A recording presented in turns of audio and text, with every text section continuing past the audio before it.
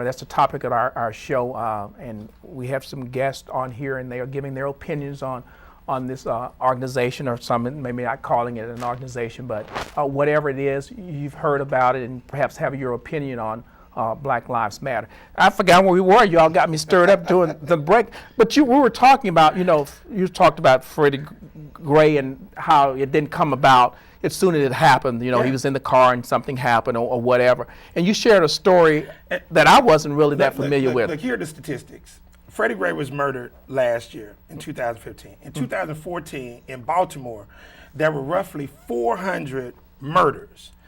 Roughly 95% of those murders were committed by black folks. These are black facts. on black crime.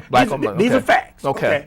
So that's already positioned law enforcement to come in a hardcore manner, because they're dealing with some hardcore criminals. So Freddie Gray gets dealt with. Okay, this is completely wrong. Right after the Freddie Gray situation, there's a 16-year-old black child who was stalked by 3 gang members. You can pull this up. And she was raped by them. She made it to her grandmother's house. She was raped by them. She was murdered by them. They cut her vagina out. Oh. And then they burned her up in her grandmother's house. Okay? Now, this gets no real major play because it goes against the narrative of what now is in Baltimore. Because at the end of the day, in order for black lives to matter, they must matter to us first. It makes no sense.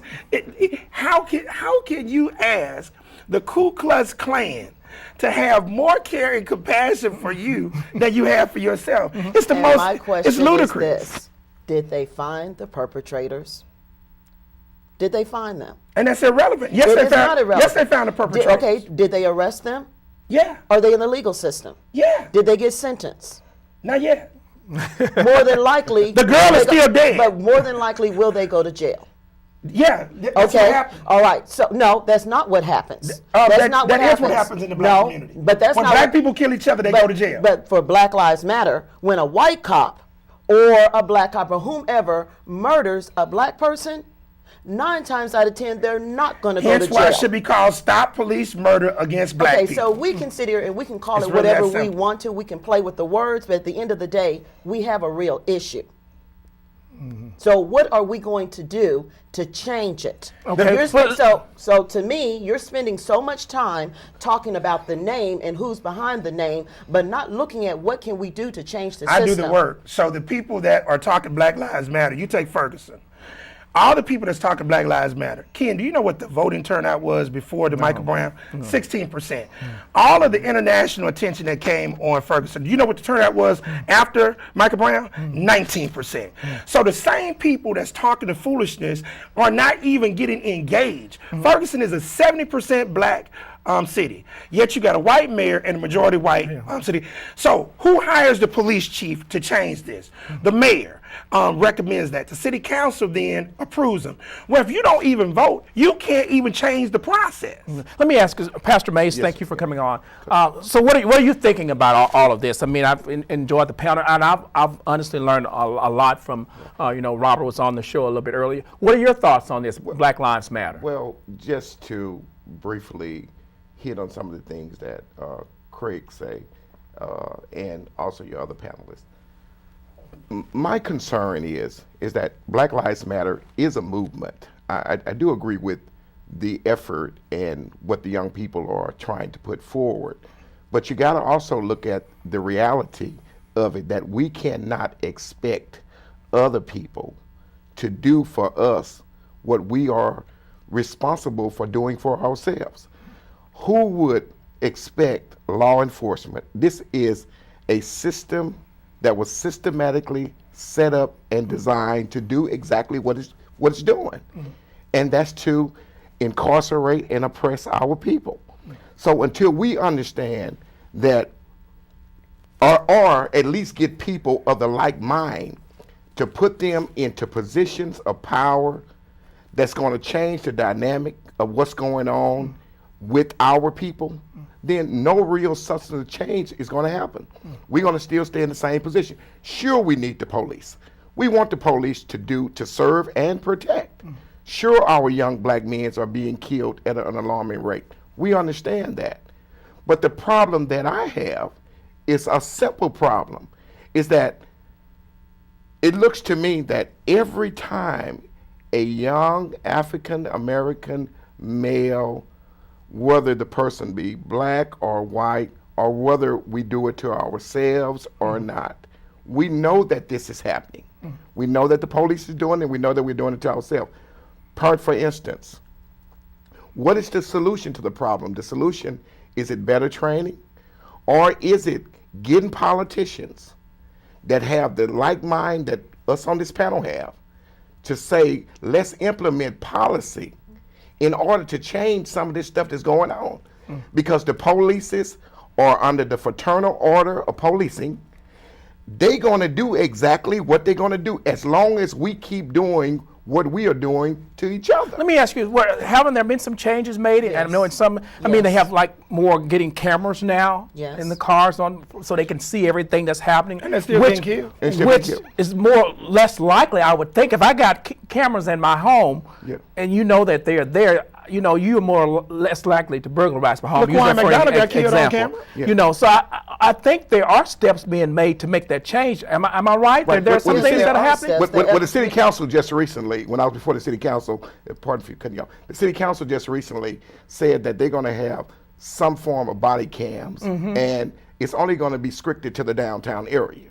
Well, I'm saying all lives does matter, so let's put body cams directly on the police officers that have direct impact with those African Americans, and not to let these cameras be turned off and on. It should be mandatory when you approach an African American or anyone. The camera shouldn't lie. But to piggyback on what Craig was saying a few minutes ago, even with the camera being on, black people cries for justice are still going unheard. We have plenty black heads that are controlled by white bodies. That's the problem. All right. All right, so may I speak on that? So I don't want it to be said that I do not like police officers, okay? No, I don't think any of us Well, say that. I hope not. no, I know. I'm yeah. just making that. I'm just Right. this is my segue because I don't want anyone to take it that way. Okay, I do have someone that's in my intimate circle, that's with the Chicago Police Department and has been with them for over 15 years. Okay, before the incident even came to public about what happened with the young man that was shot 16 times, we had a conversation, and basically, we've had several conversations about the police officers. Number one, but wearing body cams is not the resolution. That's not the solution to the problem, okay? There needs to be a restructuring and a retraining and psychological examinations of those that are police officers, okay? That is an internal problem. That person, even as a police officer, said, we see so many things when we're out there. We basically have PTSD, just like someone who goes and spends time in the military, comes back home. So a lot of police officers, they have mental problems.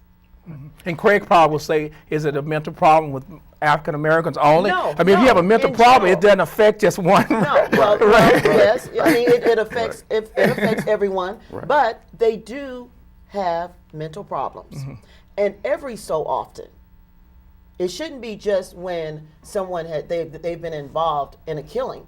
Right. Every so often, they should be pulled off and made to go through training.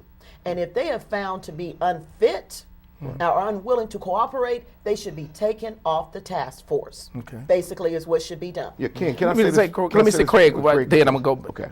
What's your comments on that? I mean, you kind of chuckled and you're doing that little sarcastic grin that I know you for. I have to laugh at this because, again, in order to change anything in any system, the people that set the policy have to be of a different mindset.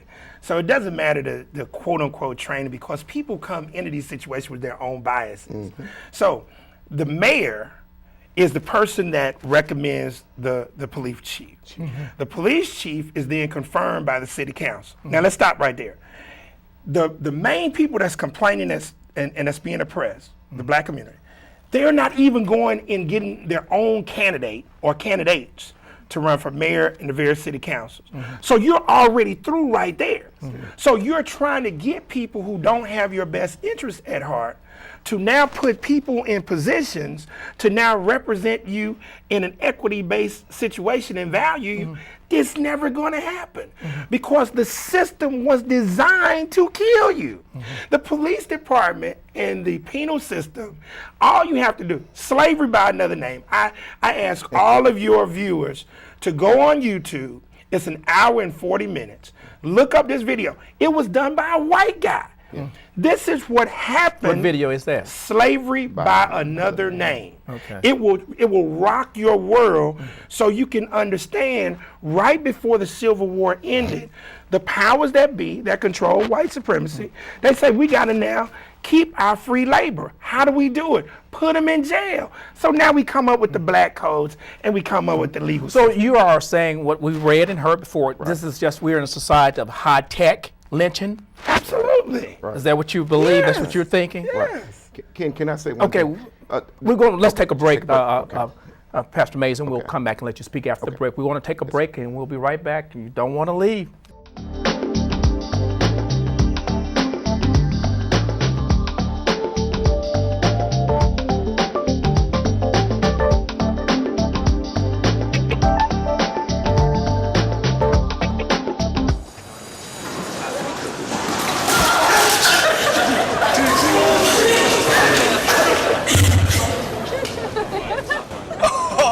That's low. That's low. That's low. Look, he's blushing. Seriously.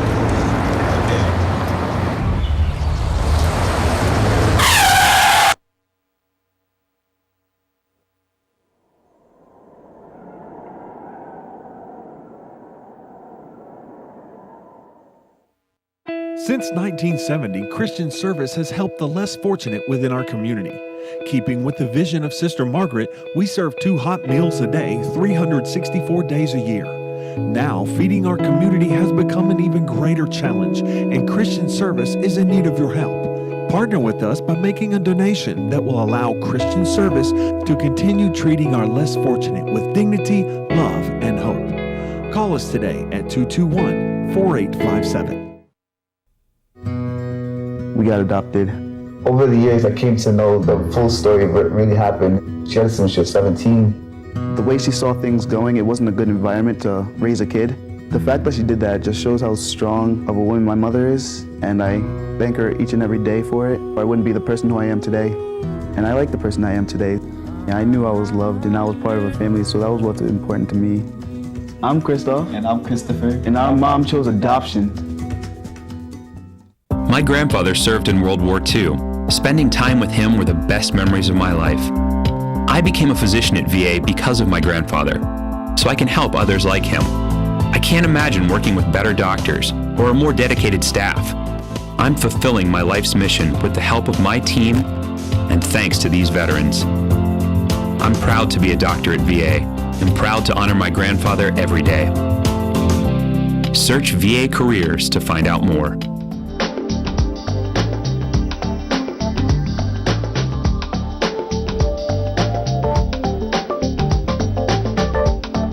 All right, Black Lives Matter is our topic. Before I go to Pastor, Mays, let me ask this: is there a mindset that African Americans feel okay as long as we're killing each other, that this is not a problem? It's like the N-word, I can call you the N-word, which I hate that word. I don't like anybody calling me that. I don't use it. But someone of the other race can't call me the N-word. And I always have said this: if you don't want to be called the N-word, then don't call another African American the N-word. That's the way to cancel that out. The same way I think you've been saying about the murders that we're seeing. Right. We have to stop the violence against ourselves, Pastor Mays. That's correct. Before we want others to come in, and complain about what's going on. It's wrong for anybody to kill anybody. Absolutely. I mean, unless it's it's what they call it, self-defense. Absolutely. I mean, that's really the only reason that you should kill anyone. Absolutely. So just recently, it's been about a year or two ago, Dexter Christmas, one of my members at my church, two-term Iraq vet, served his country with dignity and respect, was shot down, was tased to death on the streets of the city of Shreveport. I went to the chief of police, and I went to the mayor, and went to the city council to speak on this man. This man served his country and served it well.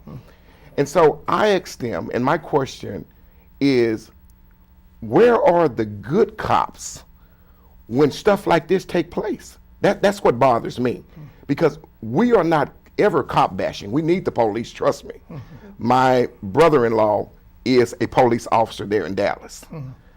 We need the police. That never been against police. We never been that.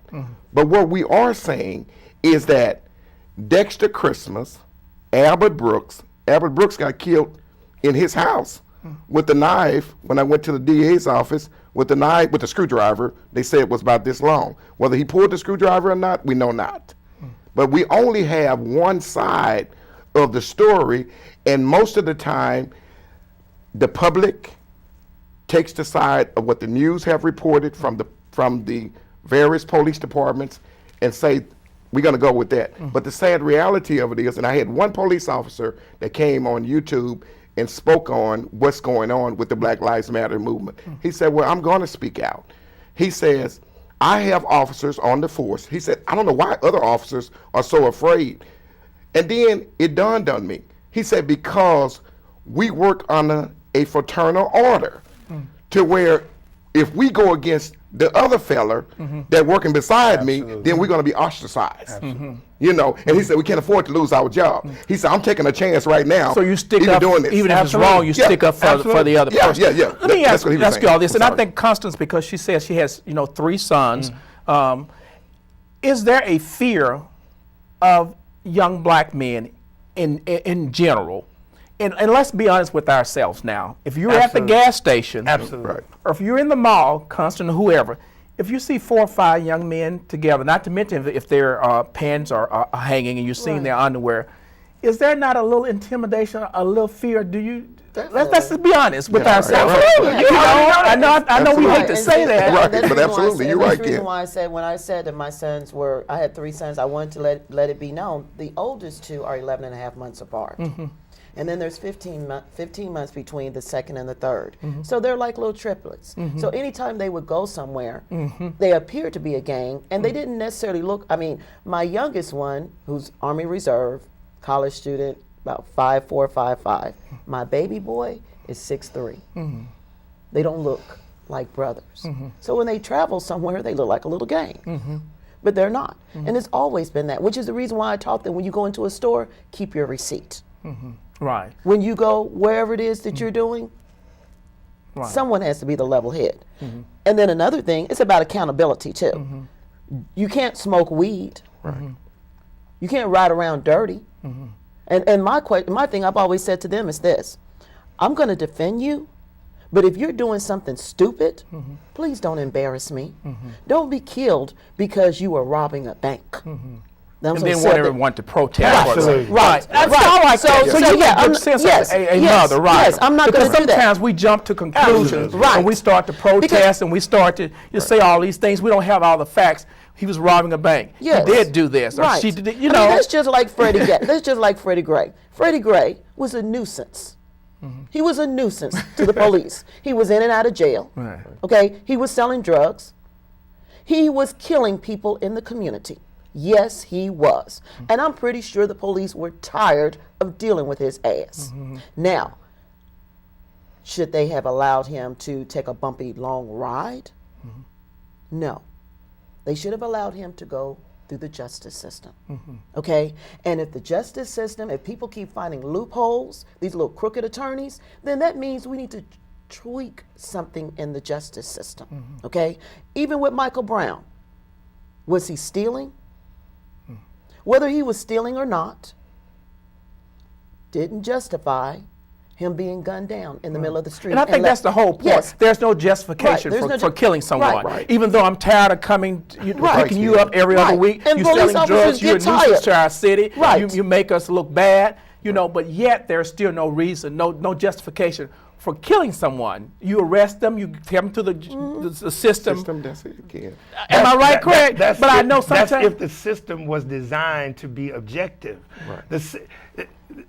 We got to stop dealing with the should be, ought to be, could. Deal with reality. Well, let me tell you a reality. Deal with reality. Let me tell you a reality. This is the reality of Let the me tell you a situation. reality. Let me tell you a reality. Reality. This is the reality. Is that for some reason in the black community, they think it's acceptable to get out here and sell heroin, smoke weed, even though it's against the law here in Louisiana, and sell drugs. I have a major issue with that. So please don't sit up here and tell me we have to be concerned about how we're viewed as African Americans, but you're sitting up there selling drugs. Right. Now, I was sitting in church Sunday, okay, right here in Shreveport, and the pastor of that day sat there and talked about Proverbs 27:11, be wise, my son, so I can make my heart rejoice to him that is taunting me. And then he talks about running into a sack of weed, throwing the sack of weed at a guy that was handicapped, and then the handicapped man went and made $85 off the weed, and he thinks he had God's blessings on it.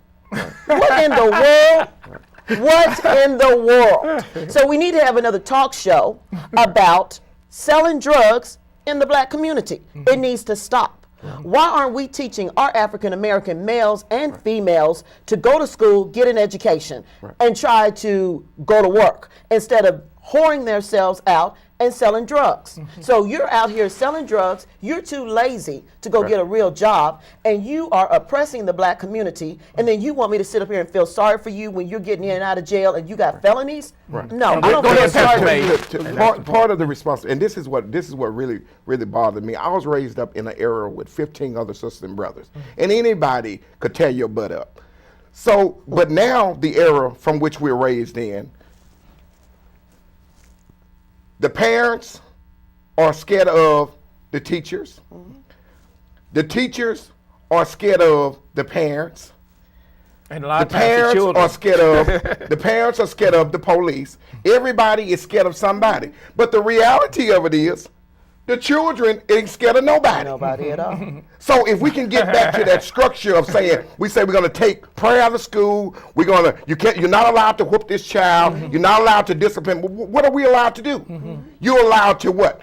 To push him out there and let the system take care of it. Right. So now the system is doing exactly what it's designed to do. Exactly. It's taking care of our children by what? By mass killing. So that's what's happening in our community. Brother Ken, you was raised up in that era too. Anybody had the right when they saw you doing wrong. If you went in there and kicked in the next door neighbor's door and robbed them, your butt got tore up before you got back to your house. Right. The power has been taken from those of us who live in the household with our children. The children runs the house now. And what started that? Integration. Integration. So now we believe that freedom, quote unquote, no shackles, allows us to do whatever we see white folks do. That's it. And so now we are in a paralysis because now those individuals who have a slave mind, and that's been passed on from slavery and Jim Crow, so now they do what? They do everything that she just got through saying. So now guess what they've learned? How to manipulate the same rules that the crooked cops have done. So now they use the same hustle. Hey man, I just got beat by the police. For real? What did you do? Man, they just beat me. He ain't telling you that he just went and robbed the 7-Eleven. Well, that's what Constance was saying. Sometimes we jump up because we don't hear the whole story. This is the game that has been played. These cats are playing games.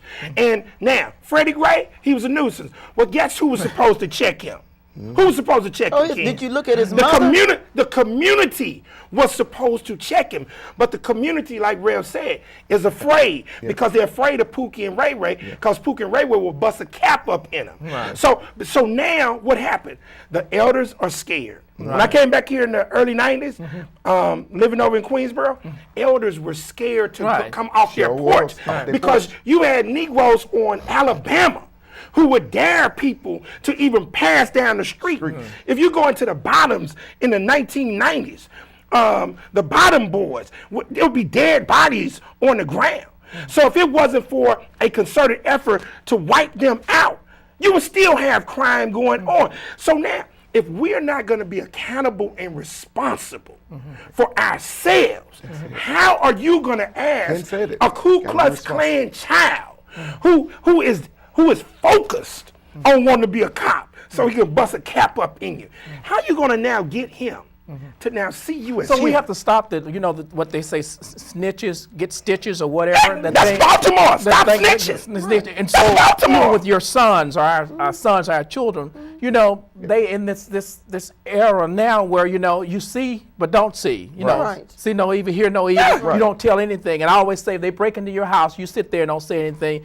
My house, you don't say anything. Next it'll be yours. Right. And so we all end up being afraid because nobody stands up and say. And you think about the people then in the 60s, 50s, 60s. The Malcolm X and ML, Martin Luther King, who stood up regardless to what the consequences are going to be. Absolutely. And I mean, this show has really been interesting to me because you've learned that, that all African Americans are not thinking the same way when we hear somebody saying the police beat me or the police did this or whatever. Because sometimes it's something that you've done. Right. Exactly. And Ken, to stop snitching, that whole marketing campaign came from where? Baltimore, Maryland. Really? Because the criminals, see, you're not a snitch if you're not a part of my caper. Right. So if you see me doing something and you're not a part of my caper, you're not snitching. But what it is, they're trying to say, stop telling the popos on us. Let us continue to commit crimes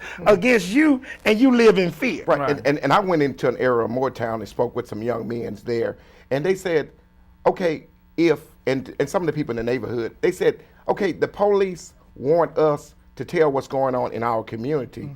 Well, why want the police, when they see bad cops doing things that are not right, why won't they speak up? We offered a $1,000 reward on the internet to any officer that would come forth and bring forth information that see an officer using excessive force. Right. Well, we got to respond back to some other officers saying that, we can't lose our job for $1,000 because we work with these people and we can't step outside of that line. Right. Okay. So listen, we can go on and on, and I just love was you, thinking man. about one of the things, and we'll do another show.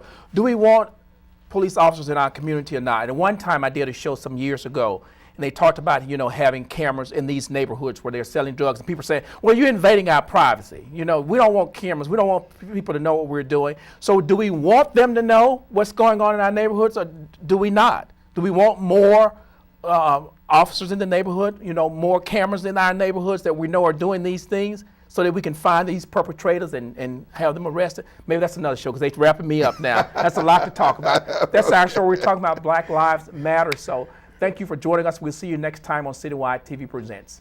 Take care.